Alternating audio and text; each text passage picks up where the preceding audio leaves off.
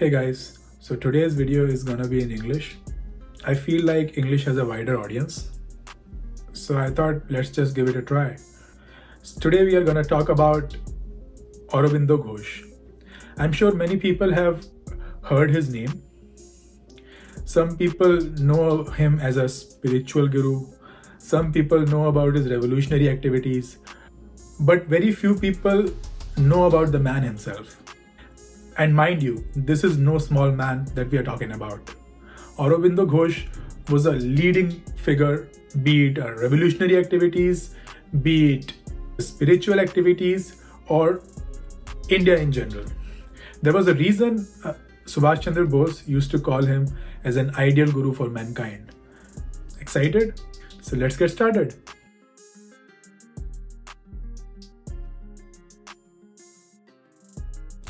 Aurobindo Ghosh was born in 1872 in Calcutta.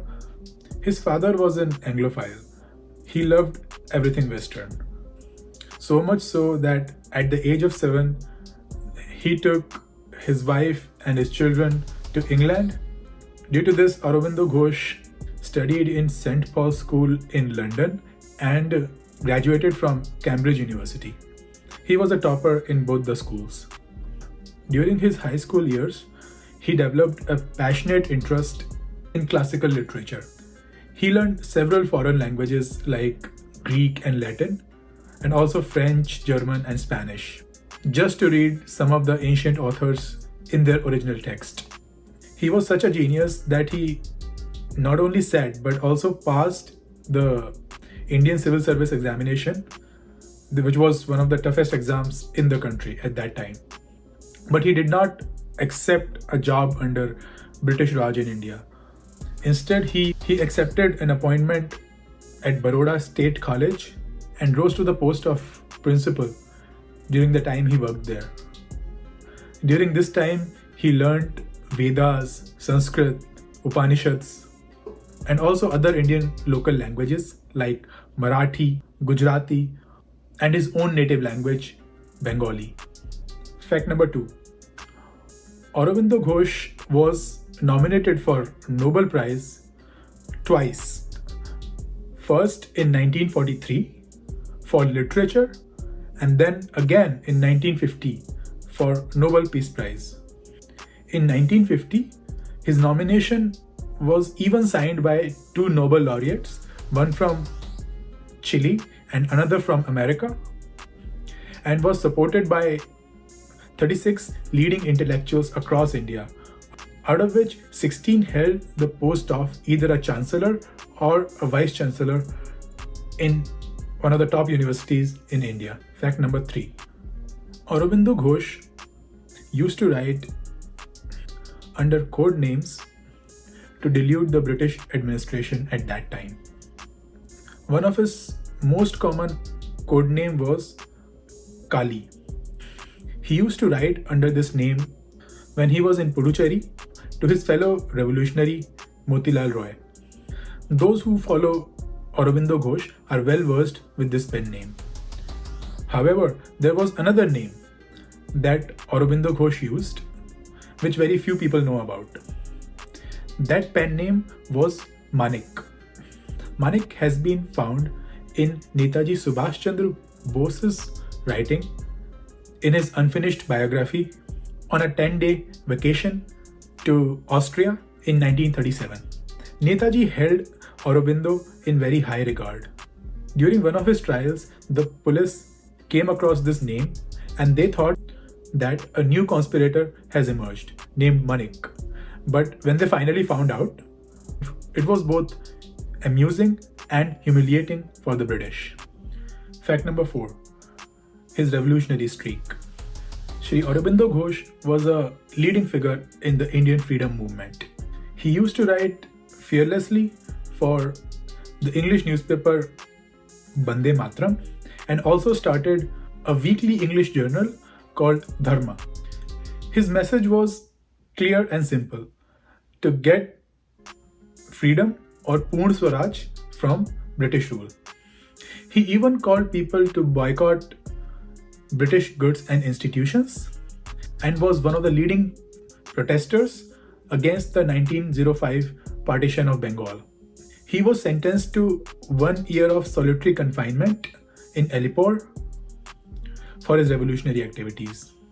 He was one of the founders of the popular youth club Anushilan Samiti, which protested against the atrocities of the British government. He also used to attend frequent Congress sessions. Fact number 5. Spirituality.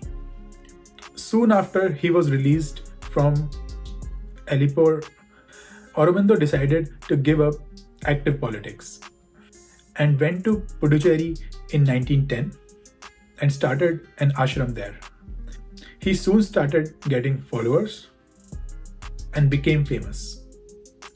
In 1920, a French woman named Mira Richard, who shared his vision, joined the ashram and came to be known as the Mother. Aurobindo Ghosh wrote many books in spirituality. His most famous book is called Life Divine. Once Rabindranath Tagore visited his ashram and praised him, saying that India speaks through your voice. Aurobindo Ghosh suffered from kidney ailments and died in 1950, aged 78.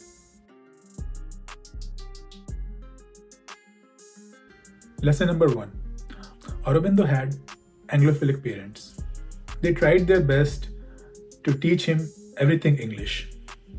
I'm sure we can all relate to that. Most of our parents in middle class families are obsessed with Western values and culture, especially English. What we need to do is learn from Aurobindo. He knew not only English, but German, French, and even Latin and Greek. But he was equally well versed with Indian languages like Gujarati, Marathi, and even Sanskrit.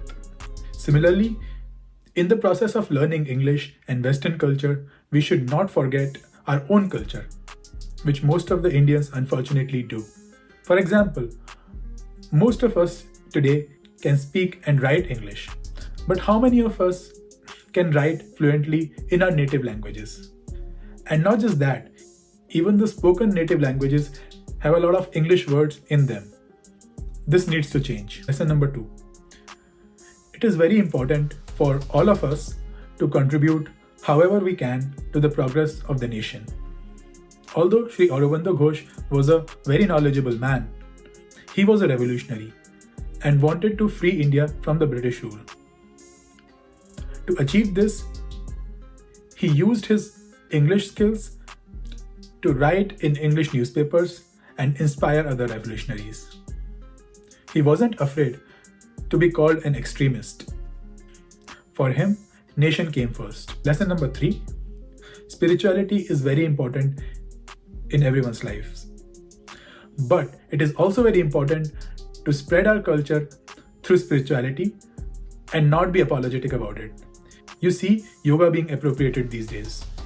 Aurobindo proudly spoke of the greatness of India and its Vedic Dharma while propagating his spiritual teachings.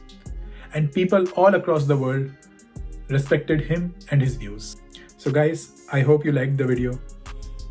Aurobindo Ghosh was a pioneer in Indian freedom movement and all the freedom fighters respected him.